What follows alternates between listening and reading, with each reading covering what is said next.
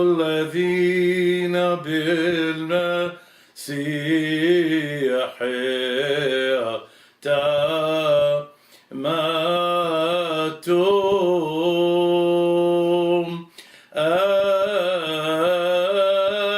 المسيح قد لبستم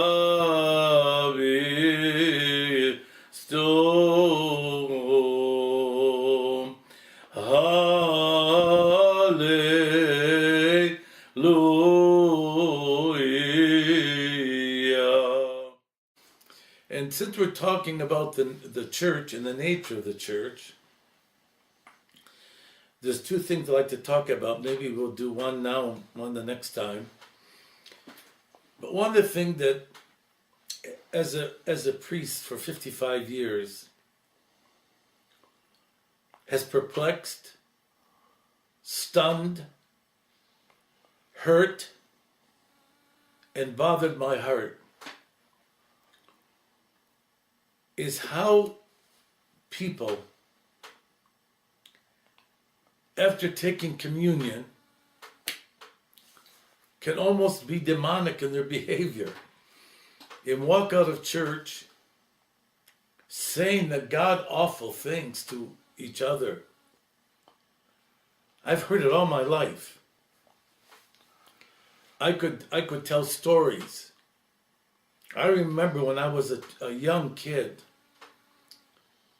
and I was trying to help sing in the choir for Easter service.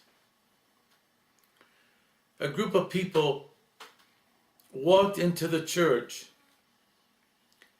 and threw scissors, a comb, and a brush on the altar and told that saintly priest to go back and be a barber.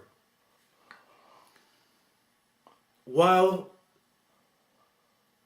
we were chanting, they went outside, turned their cars on, and honked their horns during the whole Easter liturgy. I've been in liturgy when people came to take the collection, got into a fist fight in the middle of the liturgy. In fact, I could write a book on what I've seen and heard in some of our churches, in many of our churches. And I don't want this to be depressing. I really don't. But I think as Orthodox Christians, we need to take a real serious look as what is our participation exactly in the church. What does it mean to be a part of that community? I know through all the years of my service, I could tell about my relationship with the children if they heard the parents talk about the priest over dinner. We talk about teaching our kids to have respect. Respect.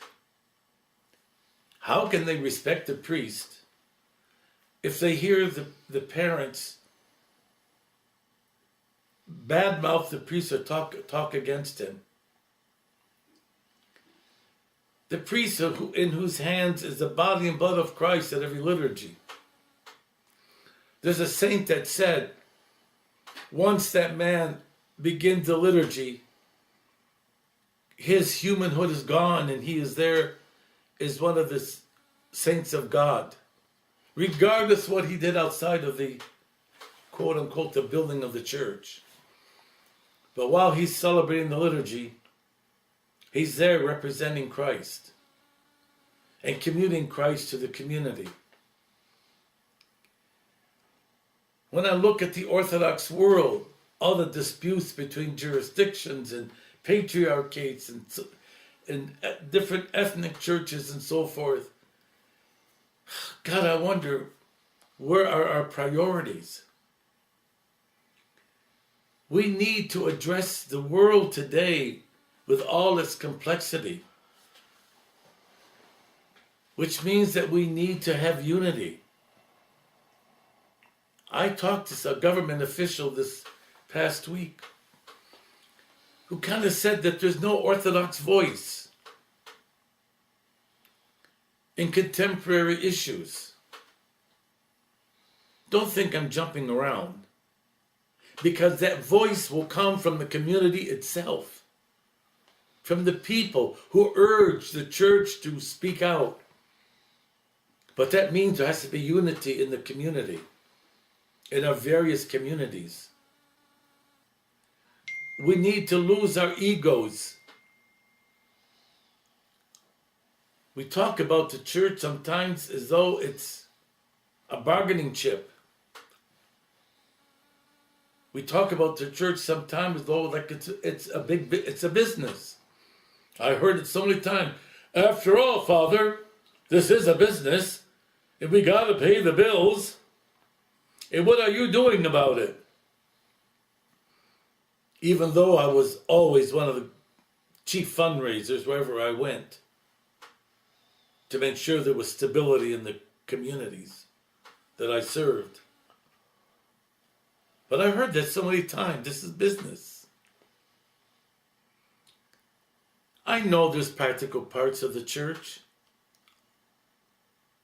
but do we have to tear our eyes out in order for there to be harmony in the community? I know when churches have festivals, people say, I am not going to participate because she is running it. Or I'm not going to participate because I'm mad at the chairman or at the priest. I don't know, I always think of what St. John the Baptist said when he encountered Christ. He says, grant that I may decrease, that thou mayest increase. Or what St. Paul said when he said, it's not I who lives, but Christ who liveth in me. I think that so many of our issues in our parishes in contemporary orthodoxy have to do with a lack of spirituality, a lack of understanding what is the church, what is the message of orthodoxy, what is orthodoxy itself. We always have to ask that question, what does it mean to me to be a member of the body of Christ? And I believe it means, as we say, let us lay aside our earthly cares. Once we entered into that temple, we say, thine own to thine own, we offer unto thee in behalf of all and for all. All of us is being offered to Christ. And we receive Christ in return every time we partake of the Eucharist. Lives need to be transformed by participation in our worship services.